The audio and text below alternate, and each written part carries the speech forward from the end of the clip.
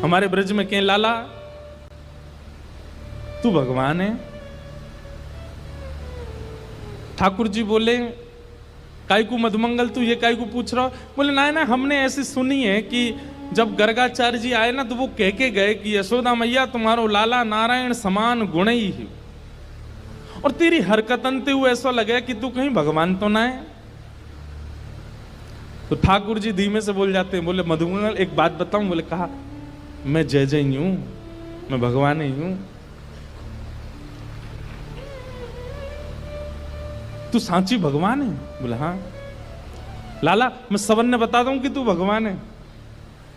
ठाकुर जी बोले हाँ बताया। मधुमंगल गए और सबरे सखान में हल्ला मचाया। बोले तुम्हें एक बात बताऊं? बोले कहा, हमारो जो लाला है ना, बोले हाँ जो भगवान है।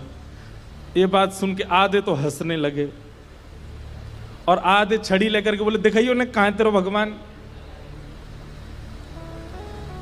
ठाकुर जी निकल के आए कुंज से, आज बड़ी अदा से निकल के आए। ए मधुमंगल सीताराम प्रणाम करो, हम भगवान हैं। नहीं मानते, नहीं स्वीकार करते। एक दिन ऐसी लीला भागवत में आती है कि एक बार जागरण हुआ, ब्रज में जागरण कराया नंद बाबा ने। जागरण का मतलब है पूरी रात जग करके अपने इष्ट का स्मरण करना, वो जागरण है। रात भर जागरण चला। तो जागरण के काल में जैसे ही थोड़े ब्रह्म मुहूर्त का समय हुआ, तब घड़ी तो होती नहीं थी, अंदाजा लगाया तो नंद बाबा को लगी कि भाई ब्रह्म मुहूर्त है, क्यों मैं स्नान करवे जाऊं। तो जैसे ही नंद बाबा ने यमुना जी में प्रवेश किया, क्योंकि अब तो नहीं ऐसा होता पर नदियों में भी स्नान करने का समय होता है। ब्रह्म काल से पहले अगर आप नदी स्नान करते हैं तो वो देवताओं का समय होता है, उस समय देवता स्नान करने आते हैं, उस समय नहीं करना चाहिए।